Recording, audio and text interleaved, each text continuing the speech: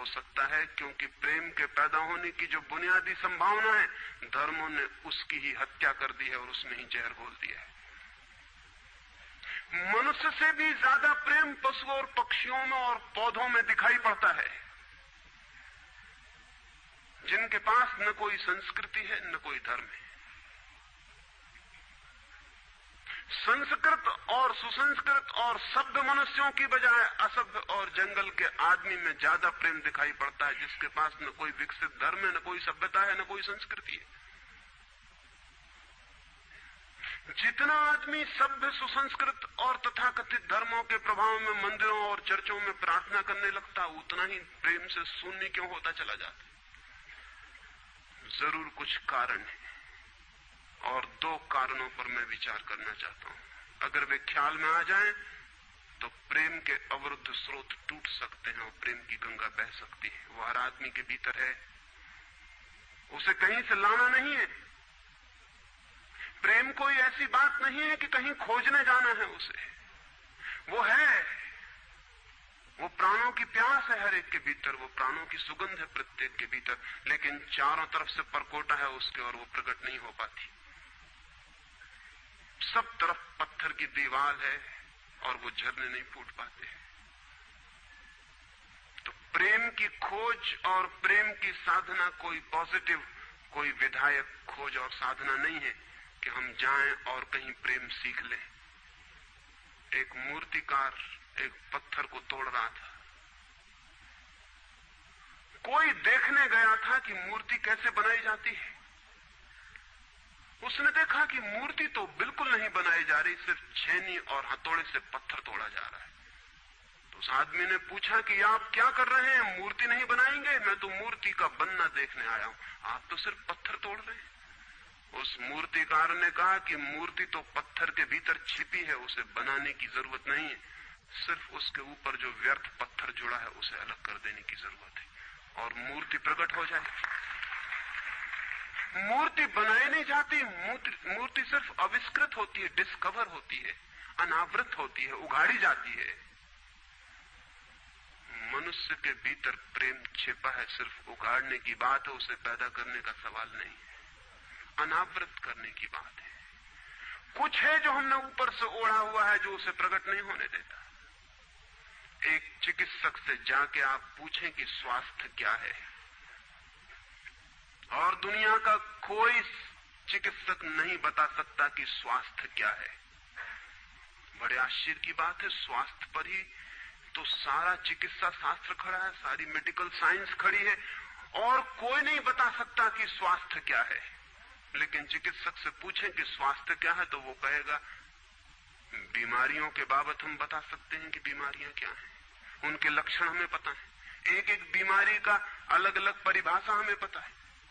स्वास्थ्य का हमें कोई भी पता नहीं है। इतना हम कह सकते हैं कि जब कोई बीमारी नहीं होती तो जो होता है वो स्वास्थ्य है। स्वास्थ्य तो मनुष्य के भीतर छिपा है, इसलिए मनुष्य की परिभाषा के बाहर है। बीमारी बाहर से आती है, इसलिए बाहर से परिभाषा की जा सकती है। स्वास्थ्य भीतर से आता है, उसकी कोई परिभाषा नहीं की जा सकती। इतना ही हम कह सकते हैं कि बीमारियों का अभाव स्वास्थ्य है।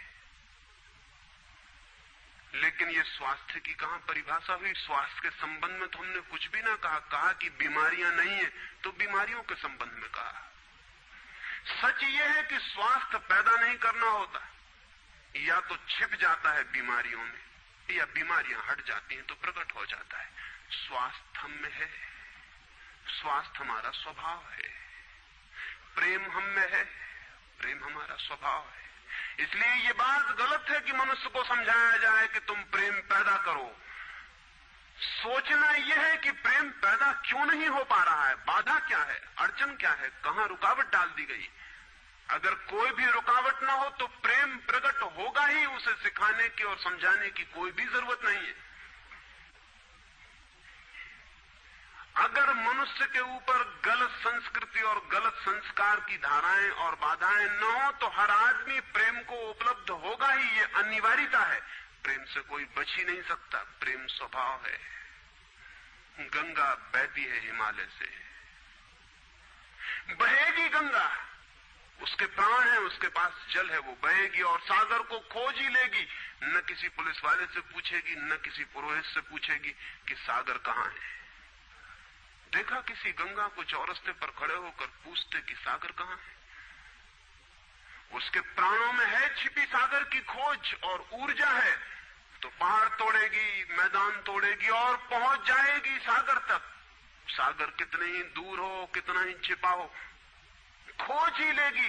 और कोई रास्ता नहीं है, कोई गाइड बुक नहीं है कि जिससे पता लगा ले कि कहां से जाना है, लेकिन पहुंच जाती है। लेकिन बांध बांध दिए जाएं, चारों तरफ परकोटे उठा दिए जाएं, प्रकृति की बाधाओं को तोड़ के तो गंगा सागर तक पहुंच जाती है, लेकिन अगर आदमी की इंजीनियरिंग की बाधाएं खड़ी कर दी जाएं तो हो सकता है गंगा सागर तक न पहुंच पाए।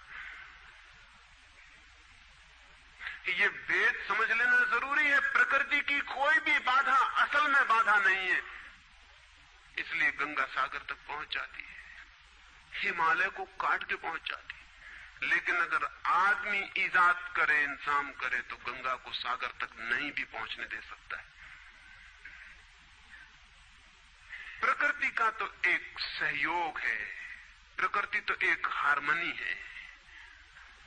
वहां जो बाधा भी दिखाई पड़ती है वो भी शायद शक्ति को जगाने के लिए चुनौती है। वहां जो विरोध भी दिखाई पड़ता है वो भी शायद भीतर प्राणों में जो छिपा है उसे प्रकट करने के लिए बुलावा है। वहां शायद कोई बाधा नहीं है। वहां हम बीज को दबाते हैं जमीन में, दिखाई पड़ता है कि जमीन की एक परत बीज के ऊपर पड़ी है, बाधा दे रही, लेकिन वो बाधा नहीं दे रही। अगर वो परत ना होगी तो बीज अंकुरित भी नहीं हो पाएगा। ऐसे दिखाई पड़ता है कि एक परत जमीन की बीज को नीचे दबा रही है, लेकिन वो परत दबा इसलिए रही है ताकि बीज दबे, गले और टूट जाए और अंकुर बन जाए। ऊपर से दिखाई पड़ता है वो जमीन बाधा दे रही, लेकिन वो जमीन मित्र है और सहयोग कर रही बीज को प्रकट करने में।